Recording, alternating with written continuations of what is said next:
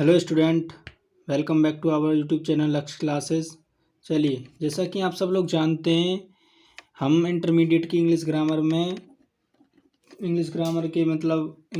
में बात कर रहे हैं।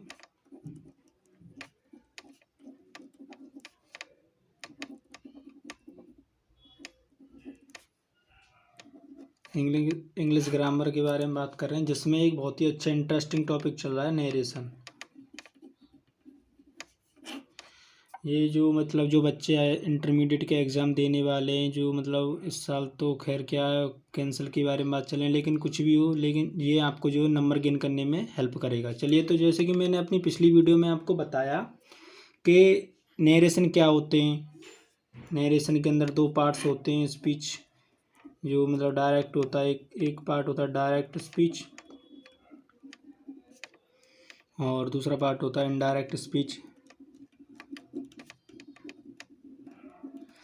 तो मैंने आपको अपनी जो पहली वीडियो है जो मैंने बनाई थी, उसमें बताया था कि डायरेक्ट स्पीच किसे कहते हैं, इनडायरेक्ट स्पीच किसे कहते हैं, और ये क्या होते हैं क्या नहीं होते हैं। जिस किसी ने भी ना देखी हो वो उसे देख ले, जिससे आपको समझ में आ जाए कि आखिरकार हम इसे पढ़ क्यों रहे हैं और ये क्या होते हैं।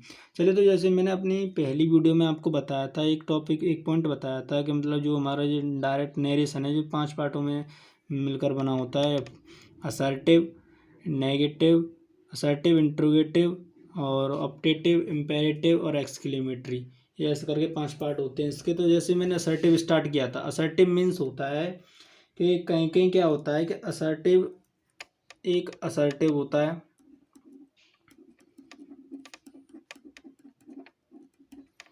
और एक होता है अफर्मेटिव। तो देखिए, आज मैं आपको इसका डिफरेंस बताऊं कि आखिरकार अफर्मेटिव और असर्टिव में डिफरेंस क्या है। असर्टिव मीन्स होता है अफर्मेटिव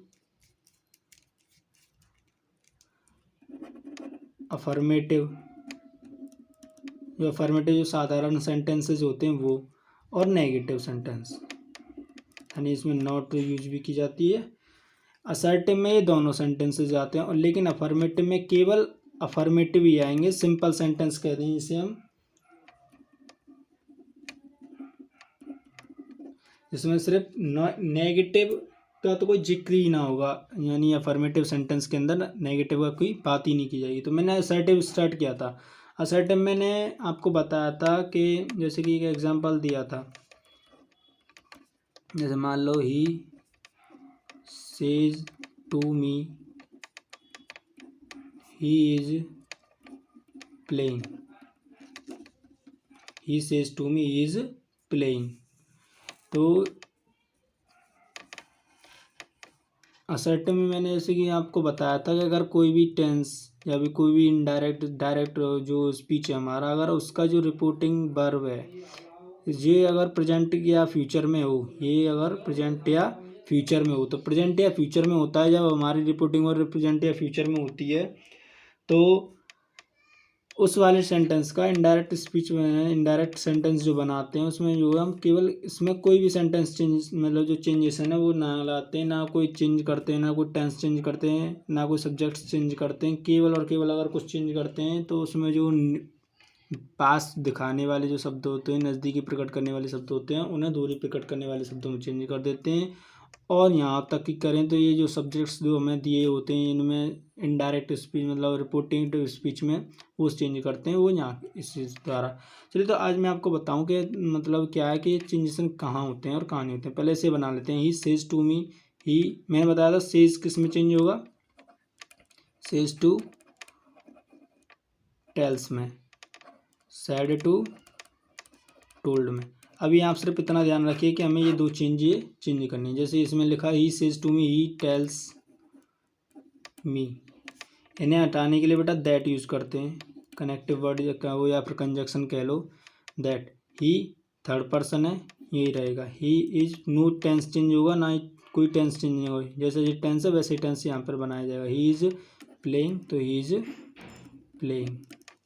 ठीक है, चलिए, ये तो हो गई हमारी पुरानी बातें। कुछ अब कुछ नया बातें करते हैं कि आखिरकार चेंजेशन कहाँ होते हैं क्या नहीं होते। चलिए, तो मैं आज आपको पहले चेंजेशन के बारे में बताऊं कि चेंजेशन जो होते हैं,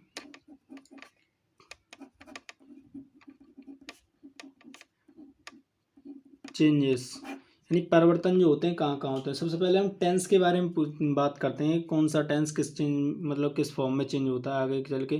अगर प्रेजेंट में या फ्यूचर में ये वाला टेंस आगे वाला रिपोर्टिंग वर्ब तो कोई चेंज नहीं होगा इधर वाले टेंस में, लेकिन अगर जब प्रेजेंट या फ्यूचर में ना होकर किसी और टेंस में तो वो कैसे चेंज होंगे। चलिए अगर मान लीजिए हमारा ये जो टेंस है,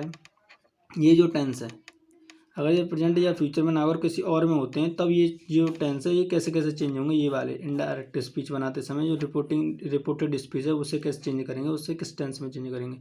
तो चलिए मैं आपको बताऊं कि अगर प्रेजेंट इंडेफिनिट का टेंस आता है रिपोर्टेड स्पीच में डायरेक्ट में, प्रेजेंट इंडेफिनिट, तो उसे हम चेंज करके चलते हैं पास्ट इंडेफिनिट में। अगर इंडेफिनिट की स्पेलिंग ना पता हो तो ये देखिए INDEFINITE, present indefinite tense past indefinite tense में चेंज होगा। और present continuous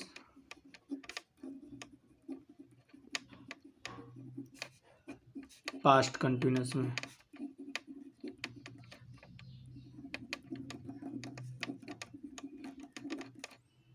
fast continuous tense में। नंबर 3 जैसे कि यहाँ अगर मैं देखो नंबर 3 पे प्रेजेंट परफेक्ट पास्ट परफेक्ट में,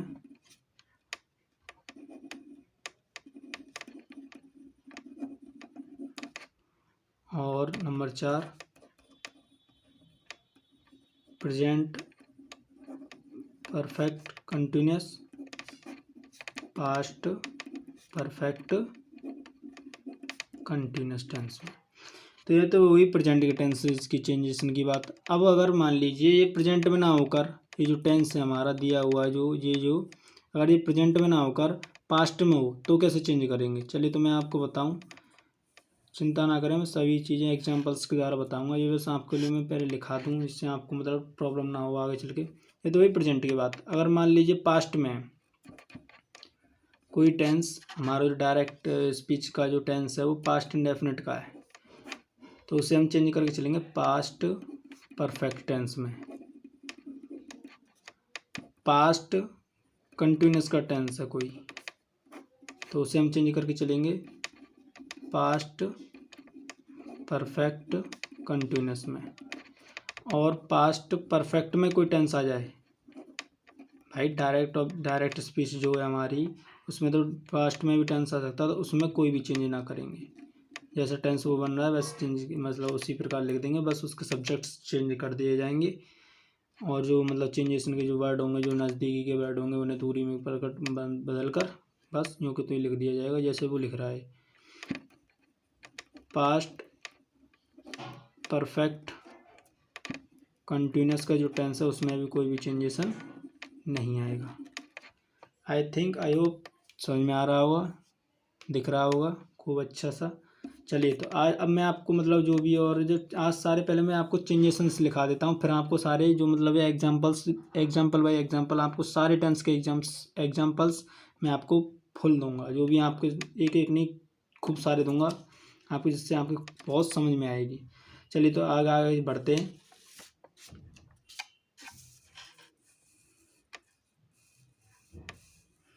चलिए जैसे कि अब मैंने प्रेजेंट के टेंस की बात की, पास्ट के टेंस की बात की, तो ऐसे फ्यूचर में भी तो टेंस आ सकता है। लेकिन बेटा फ्यूचर में जब टेंस आते हैं जैसे विल या सेल आते हैं, तो ये अगर मान लीजिए विल आता है तो विल हम चेंज करके चलते हैं वुड में। सेल आता है तो सेल चेंज करके चलते हैं हम शुड में। और जैसे कि मॉडल्स हैं हमारे, कैन है, कुड है, मे है, माइट है, ऑट है, और भी सारे मॉडल्स हैं। जैसे मान लीजिए कैन है तो कुड में, और मे है तो माइट में, ऐसा करके मतलब और भी जो मतलब मॉडल्स हैं उन्हें चेंज कर दिए जाएंगे। चलिए ये तो हो गई हमारे चेंजेसन्स की बात। जब आप मतलब कि टेंस अगर प्रेजेंट में तो उसे किस में चेंज करेंगे, पास्ट में तो उसे कैसे चेंज करेंगे, अगर फ्यूचर में आ जाए विल या सेल में आ जाए तो डायरेक्ट स्पीच अगर हमारा तो उसे कैसे चेंज करेंगे, अगर कोई मॉडल्स आया तो उसे कैसे चेंज करेंगे। चलिए अब बात आती है कि ये तो हो गए टेंस चेंजेस, लेकिन आप कहेंगे सर जो आप बता रहे थे नज़दीकी बारे नियरर जो वर्ड है उन्हें फारर वर्ड में मतलब फार्दर वर्ड्स में कैसे चेंज करेंगे। चलिए मैं आपको कुछ मतलब जो शब्द हैं वो लिखाता हूँ और आपको समझाता हूँ। जैसे मान लीजिए जो नज़दीकी प्रकट करने वाले शब्द है, चलिए लिख लीजिए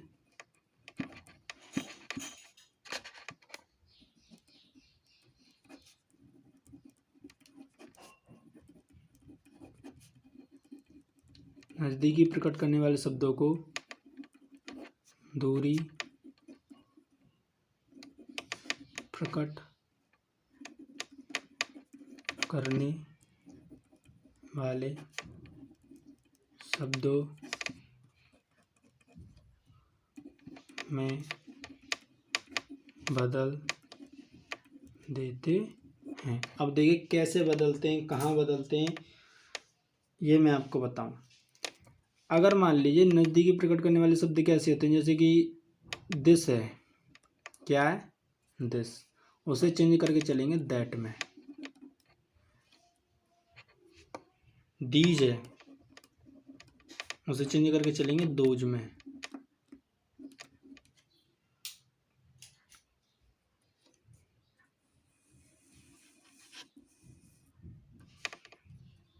नाव, नाव माने नाव मीन्स अब, उसे चेंज करके चलेंगे देन में। हेयर, हेयर मीन्स यहाँ। इसको ना पता हो, जैसे कोई मतलब किसी को समझ में परेशानी आ रही है तो मैं उसके लिए हिंदी भी लिख दूंगा साथ के साथ। हेयर, ये हेयर मीन्स यहाँ, तो उसे भी चेंज करके चलेंगे देयर में। टुडे, टुडे मीन्स आज, तो इसे चेंज करके चलेंगे that day, that day. Today means आज, दैट डे मतलब होता है उस दिन, हो गया दूर। टुडे तो हो गई आज, और दैट डे का हिंदी मीन्स होता है उस दिन, आज। चलिए टुडे हो गया। अब जैसे कि मान लिए एगो, एगो मीन्स प्रेजेंट से यानी आज से थोड़ा सा पास्ट में। एगो का मतलब होता है पहले, पहले कब यानी आज से पास्ट में जाएंगे, जो प्रेजेंट टाइम है उससे पास्ट में निकलेंगे, प्रेजेंट से पास्ट, पहले के लिए, पहले शब्द के लिए। तो इसका चेंजेशन होगा बिफोर। बिफोर का मतलब होता है पहले ही होता है इसका भी मतलब, लेकिन ये बेटा पास्ट से पास्ट में जाते हैं हम लोग, यानी कल के, यानी कल की बात करें तो उससे भी पीछे की बात करें, पास्ट से पास्ट। चलिए वेरी गुड। अब आगे चलते हैं, हेंस है,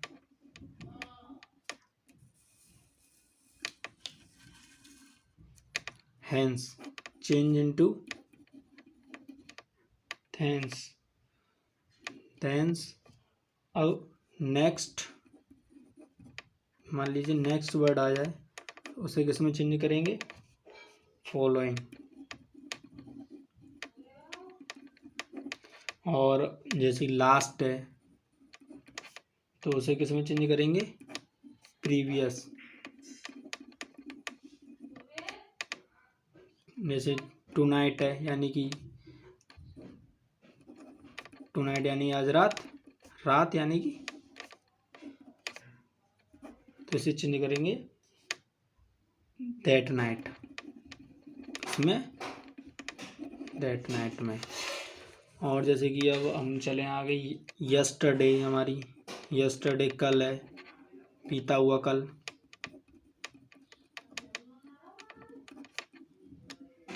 बीता हुआ कल, तो इसे चेंज करके चलेंगे द प्रीवियस डे, या फिर कहो द डे बिफोर,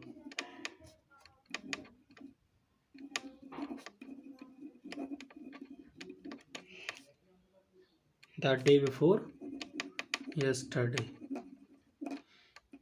इसका मतलब होता है ये तो हुआ कल, ये हो गया परसों, जो कहते हैं ना परसों, उससे भी एक दिन पहले की कहें तरसों, तो उसके लिए ये हो जाता है, मतलब ये मतलब पास है, ये इन सबसे दूर, इससे भी दूर ये, ऐसे करके मतलब चेंजेस करने हैं। अब जैसे मान लो टुमारो,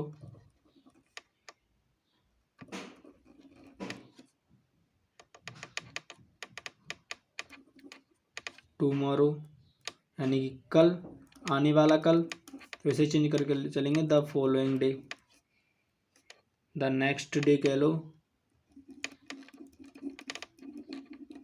या द फॉलोइंग डे, इससे भी अगला।